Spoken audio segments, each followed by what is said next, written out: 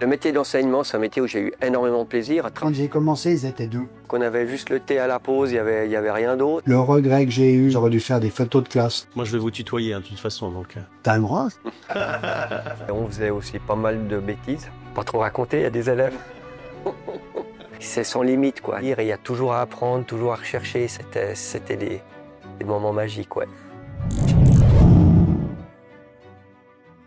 Comment ça va? Ça va très bien. Ouais. Ouais, lui, ça va mieux que moi. Mais il vient de finir. J'ai fini il y a déjà bientôt 10 ans. Fais pas ton âge. Si tu le dis. Qui êtes-vous et votre parcours? Yves Maillard. Je suis sorti de l'école d'horlogerie en 73. J'ai fait 23 ans chez Patek Philippe. Je suis rentré à l'école comme enseignant. J'ai fait 19 ans à l'école. Donc Pascal Mottier. Déjà à la base, je voulais pas du tout être horloger. Et puis, je voulais faire l'électronique. Et quand je me suis inscrit, il y avait de la place à l'école d'horlogerie. J'avais pas les notes pour l'école d'électronique. J'ai commencé l'horlogerie en pré-microtechnique. J'ai fait 2 ans de pré-microtechnique, puis après on va à l'école d'ingénieur. L'horlogerie, ça m'a bien plu. J'étais bon manuellement, donc j'ai fait mes 4 ans d'horloger rabilleur avec beaucoup de plaisir. J'ai quand même fait technicien, parce que je voulais peut-être continuer. Donc c'était en 80. J'ai rejoint Patek Philippe, où j'ai travaillé avec M. Maillard. Après 4 ans, je suis parti voyager. Une année, et on m'a repris chez Patek Philippe où on a fait du quantième perpétuel, chrono jusqu'aux répétitions minutes. Et après, j'ai eu une place au centre d'intégration professionnelle pour mettre sur pied la formation d'horloger pour les handicapés physiques. Au bout de 5 ans, j'ai pris la place de responsable de la formation chez Chopard. Et voilà, l'école m'a appelé comme enseignant de réglage. J'ai fait 30 ans à l'école d'horlogerie. J'ai fini cette année. Hésitation. Yves, tu savais que tu voulais être horloger dès le début? J'aurais bien aimé travailler dans mécano sur avion, des trucs comme ça. Mon père, son frère était horloger. Il a dit, ah ouais, il est assez débrouille, puis ce serait pas mal d'aller dans l'horlogerie. Vous appreniez sur quelle pièce à l'époque? Avant la 3e année, on travaillait que sur la pièce école. En 4e année, on pouvait faire des pièces à diapason et puis un chrono. C'est l'Universal. Ouais, voilà. C'était un chrono Valjoux, mais sous Universal. Les autres, c'était Bulova et Swiss Sonic pour les pièces à diapason, parce que le quartz n'existait pas. Quand on faisait notre formation, la première année, on faisait tout notre outillage, on faisait la platine de la pièce école, les ponts, et on touchait pas une montre. Et en 2e année, c'était le pivotage, on faisait les roues de la pièce école, on faisait de l'achevage aussi, mais on travaillait pas sur les montres, et seulement à partir de la 3e année et 4e année où on faisait des rhabillages, mais beaucoup de rhabillages pour des clients. Pourquoi les élèves, ils détestent autant le pivotage que ça? Il y a plusieurs choses. Il faut comprendre comment ça coupe. On peut pas se permettre d'appuyer. Donc si on appuie, on casse. Donc après, une fois que vous avez cassé 1 ou 2 fois, on a un peu le moral qui chute. C'est un peu monotone parce qu'il faut répéter le pivotage. Comme dit Yves, une fois qu'on a trouvé comment le burin coupe, comment tenir son burin et comment l'affûter puis que ça marche bien, c'est de beaucoup de plaisir. Beaucoup de plaisir. On a eu beaucoup de plaisir. Je sais pas. On arrive à avoir une certaine sensibilité qui est utile après. Par exemple, si on est en pivot tordu, qu'on redresse, on arrive à se dire, là, si je continue ça casse. Le pivotage ou travailler le métal, ça nous donne cette sensibilité-là qui est quand même importante. Ouais. Ce qui est génial, c'est de pouvoir partir avec un bout d'acier comme ça, puis de pouvoir sortir en axe, une roue, en pignon. Et encore un truc que j'ai fait, je donnais pas mal de cours du soir aussi à l'IFA, initiation à l'horlogerie, et j'avais beaucoup de gens qui n'avaient pas des métiers manuels et qui se disent que eux, ils ont toujours regretté, c'est d'avoir rien créé de leurs mains. Je pense que les élèves, ils aiment aussi beaucoup travailler sur le tour 70. Tu crées une pièce, tu vois sortir ta pièce et puis tu ressors avec quelque chose. Arriver à faire un truc, puis t'es fier, tu te dis mais ça y est, j'ai pu faire mon pivot qui fait 1/10 de diamètre, c'est extraordinaire. C'est vrai que quand tu fais peut-être du réglage, c'était différent. Ouais. J'ai eu la chance de devoir faire des spiros en 2 minutes, qui marchaient bien. Ça t'a aidé, ça? Ouais, moi je pense que oui. Je pense que pour beaucoup de choses, ça m'a aidé le pivotage, ouais. Mais j'ai toujours beaucoup de plaisir à revenir. Entre collègues, une ambiance à l'école avec les élèves, c'est vrai que je trouve ça c'est chouette parce que chaque fois qu'on revient à l'école, ils nous disent bonjour, ils nous saluent, même dans la rue, on recroise beaucoup d'élèves. C'est Monsieur Mottier, bonjour, vous vous rappelez de moi, comment ça va? J'ai beaucoup de peine à me rappeler de mes élèves parce que entre 15 ans et 20 ans, ils changent beaucoup. Ou même entre 20 et 30 après. Ça fait toujours plaisir quand les élèves nous reconnaissent et nous disent bonjour. Le regret que j'ai eu, je me suis rendu compte, j'aurais dû faire des photos de classe pour avoir un peu les têtes derrière. Parce que j'ai toujours les noms, mais les photos de classe, ça c'est plus ça. En tant qu'étudiant, qu'est-ce que vous gardez comme souvenir de ce parcours-là? On était une dizaine dans la classe. On a été assez des copains, quoi. On a fini en 73, voyage de fin d'études à Londres. Il y a eu quand même des petites histoires, mais autrement, ça fait vraiment sympa. On avait un enseignant par degré. On a eu des enseignants un peu mythiques. Il y avait Badzi, Dro pour le réglage, des choses. C'était des personnalités. Et c'était assez impressionnant d'avoir ces profs. Mais c'était que des bons souvenirs, c'est vrai. Les changements qui ont pu avoir entre votre époque en tant qu'élève et les élèves que vous avez eu après. Pas eu vraiment une grande différence. On faisait aussi pas mal de bêtises. Je trouve presque les élèves actuels plus calmes qu'on l'était, je sais pas, c'est peut-être une idée. Maintenant, peut-être ça change beaucoup avec les moyens d'enseignement qu'on n'avait pas. Peut-être une rigueur qu'on avait plus à l'époque. Je trouve qu'au niveau respect, nous, on avait énormément, en tant que jeunes, de respect de l'autorité. On avait quand même un peu cette crainte, ouais. Retenu là. On a un petit peu moins maintenant, peut-être. Ouais, je pense que maintenant, on a un peu moins. Est-ce qu'il y a une différence entre l'enseignement que vous avez reçu et celui enseigné plus ou moins maintenant? On avait déjà une vieille pièce école à refaire. Il y avait un travail qui était assez phénoménal dessus. Et puis on arrivait tous à la terminer, malgré qu'il y en a quelques-uns qui avaient plus de peine que d'autres. Je pense que les enseignants, certains, ils nous donnaient quand même bien des coups de main. Moi, je rejoins aussi. C'est vrai que maintenant, la micromécanique a fait beaucoup de progrès. Donc les pièces sont beaucoup plus avancées. Pour la pièce école, on travaillait avec le burin fixe, on faisait toutes les creusures dans la platine, on faisait les ponts. Est-ce que vous aviez des profs que vous craigniez et des profs que vous trouviez super sympas? En particulier, le prof de 3e année, il aimait... Ça durait pas longtemps. Et quand il avait quelque chose à dire, ça nous soufflait dans les oreilles. Hein. Par exemple, M. Badzi, comme l'a dit Pascal, un jour, il rouspétait sur quelque chose, et puis il avait simplement pas trouvé un outil pour faire quelque chose. Vous avez gardé des contacts après l'école avec vos enseignants et avec vos élèves après les avoir eus comme élèves? Ouais, bien sûr. Ouais, bien sûr. Bon, après, c'est vrai que t'en rencontres plus certains que d'autres. Il y en a beaucoup qui se sont mis à leur compte. On les rencontre un peu plus souvent. Que ce soit dans des expos, conférences ou différentes choses. Quand j'ai commencé à l'école, il y avait encore pas mal d'anciens profs qui étaient encore là.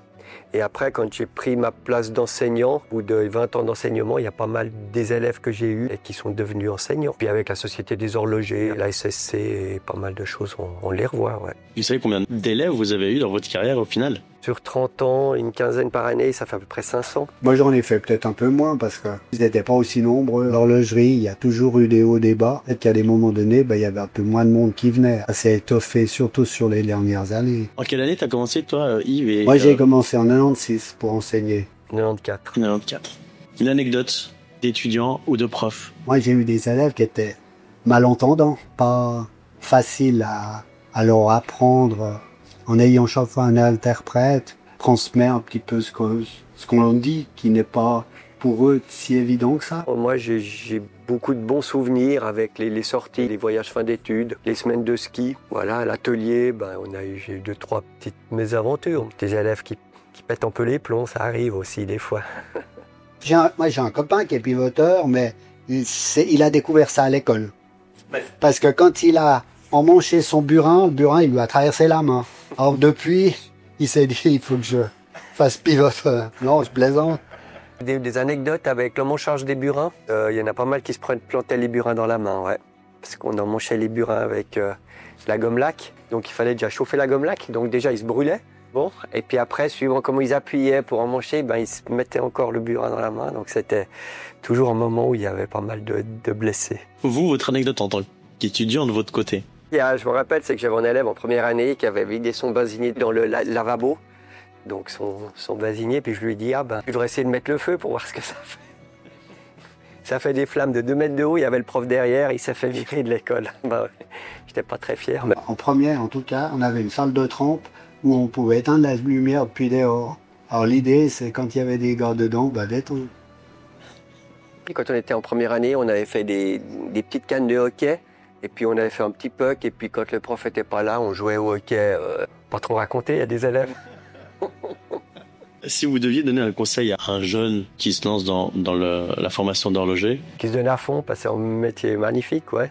Oui, c'est un métier qui est très sympa. Puis il y a beaucoup de choses à découvrir. C'est presque une famille, hein. En tout cas nous, tous les horlogers qu'on a connus, tous les gens qui ont fait la formation, tout ça, au bout d'un moment on se connaît un petit peu tout le monde. C'est vrai qu'on se revoit aux examens, et c'est vrai que ça reste une grande famille pour moi. Une des compétences que vous avez acquises durant votre formation, votre métier d'horloger, et qui vous est utile aujourd'hui dans la vie de tous les jours?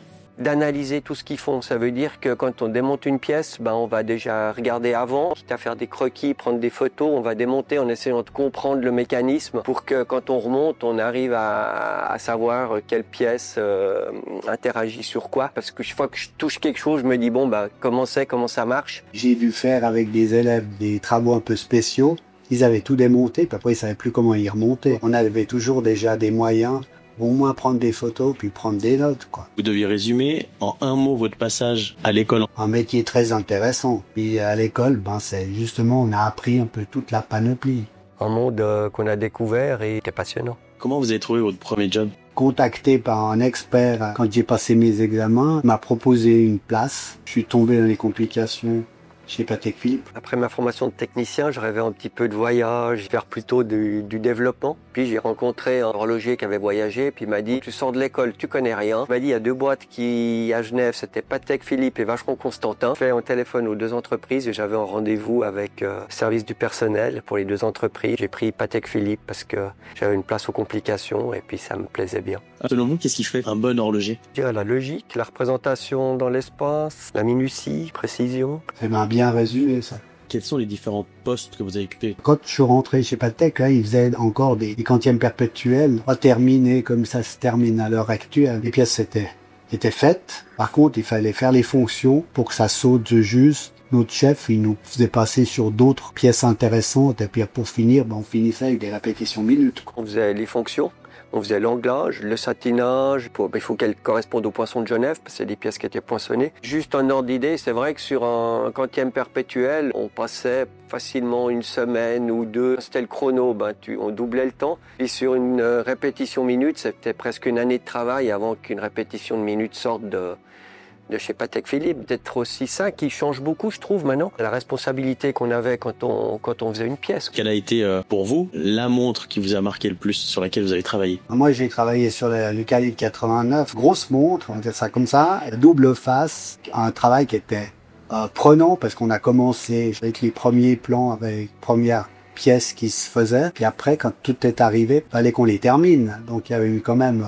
On a eu, je pense, 9 ans de boulot. Si on cassait quelque chose, il n'y avait pas trop de rechange. Il fallait recommencer de A à Z. Et là, on faisait bien attention. Si vous deviez acheter une montre aujourd'hui, est-ce qu'il y a une montre qui est exceptionnelle pour vous et que si vous pouviez l'avoir, vous l'auriez? C'était à l'époque un mouvement montre de poche. Puis là, à l'heure actuelle, Patek Philippe l'a sorti en montre bracelet. Et on a un quantième en ligne. Le nom du jour, la date... Et puis le nom du mois, mais en ligne, aligné avec des disques, je trouve assez exceptionnel. Vous portez quoi comme montre aujourd'hui? Rien. Ça te fait penser au... Ce livre de réglage, j'ai enseigné en tout cas 20 ans le réglage aux élèves. Le métier d'enseignement, c'est un métier où j'ai eu énormément de plaisir. À travailler tout le temps avec des jeunes, je trouve que ça maintient jeune. On évolue avec nos élèves, mais je trouve que c'était vraiment le plaisir. Et puis le réglage, c'est un domaine que j'ai adoré parce que c'est vraiment l'aboutissement ou la finalité de la montre. C'est le cœur de la montre, donc c'est ce qui fait vivre la montre. Et c'est ce qui donne la précision. Tout ce qui est avant le réglage, le rouage, le barillet, le rouage, l'échappement, après ça se ressent sur le balancier spirale. Et ça qu'il faut mettre au point et qu'il faut arriver à avoir la montre la plus précise, c'est sans limite, quoi. Donc j'ai toujours eu énormément de plaisir et il y a toujours à apprendre, toujours à rechercher. C'était des moments magiques, ouais. Ah ouais. Et c'est un critère de qualité de poinçon de Genève. On a, puisque Pascal faisait aussi un peu partie du truc, à contrôler un peu certaines montres dans différentes fabriques. Et c'était assez impressionnant de voir ce qu'ils arrivaient à faire. Pas seulement à les terminer dans l'idée du poinçon, mais d'arriver déjà à faire des pièces aussi petites, et puis qu'après ils arrivent à les terminer dans une qualité qui correspond au poinçon de Genève. Une évolution au niveau de la fabrication que je connaissais pas. On dit souvent que les horlogers font toujours de l'horlogerie, même durant leur temps libre. Est-ce que c'est vrai pour vous ou vous avez quand même d'autres passions? J'ai terminé les dernières fois pour la Croix-Rouge à remplacer des piles, et puis maintenant c'est bon. Non, je ferai pas d'horlogerie encore. Par contre, tout ce qui est technique, ça m'intéresse. Et puis, aller au congrès de chronométrie, ça, j'aime toujours. Puis voilà, tout d'un coup, si j'ai une idée de génie qui fait que peut-être que je referai de l'horlogerie, mais pour l'instant, je préfère profiter de mon temps libre autrement. Les voyages et voilà, le sport, les balades, le vélo. Tu parles d'innovation, Pascal. Quelle invention ou quel progrès vous a fasciné dans l'horlogerie? Avec le silicium, c'est quand même une technique qui a évolué. C'est fou maintenant quand on voit qu'ils font des spiraux en silicium qui permettent d'avoir des durées de vie beaucoup plus longues, des précisions. Ouais, l'électrodéposition, seulement le silicium, ouais, c'est quelque chose. Vous avez eu la chance de travailler avec des gens qui ont créé leur marque et qui aujourd'hui sont des marques connues sur la place. Si j'ai pas de bêtises, Yves, toi t'as bossé avec Roger Dubuis, Laurent Ferrier, je crois. Non, Sven Anderson. Laurent, il était chez Patek, mais il était plus à la rue du Rhône. Mais Roger, effectivement, on a travaillé ensemble. Et puis après, il a fait sa marque. T'as jamais tenté, toi, de travailler avec Roger Dubuis ou de travailler encore en tant qu'indépendant? Non, même pas, non. Je suis tombé au bon moment, au bon endroit. Toujours eu une évolution, puis ça m'a toujours passionné. Moi, j'ai remplacé Roger Dubuis chez Patek Philippe. Donc, Roger Dubuis partait comme indépendant. On allait souvent, je pense qu'il allait aussi au maraîcher en bas parce qu'ils avaient leur atelier. On allait rencontrer des artisans. Il y avait aussi Journe qui était aussi dans la même... Et puis, c'est vrai qu'on se voyait tous les vendredis soirs pour aller boire des verres, pour discuter. Et puis, c'était ce métier d'indépendant, c'était assez chouette. Mais tu te rendais compte quand même qu'il fallait beaucoup bosser. Les vacances n'étaient pas payées et des horaires de travail qui étaient assez intenses. En tout cas, Journe, je sais qu'il bossait tout le temps, je crois, samedi, dimanche. Il y a eu Roger Dubuis que tu as remplacé, oui, finalement. Il y avait eu Laurent Ferrier qui est venu un peu plus tard, qui était aussi sur Patek. Mais vous avez eu Enrico Barbasini qui était aussi... Moi, j'ai fait l'école avec Barbasini. Il était dans ma volée. Il y avait Franck Muller qui était aussi en même temps que nous à l'école. Je l'avais rencontré quand il travaillait encore au quai du Seuget. Il n'avait pas encore lancé sa marque. Il travaillait chez Sven Anderson. C'est comme ça qu'il a commencé. Puis après, il a déménagé à Jonto au village. Et puis là, il a commencé sa marque. La jeune génération, ils connaissent les grands bâtiments et les grandes manufactures. Mais Patek, c'était où avant?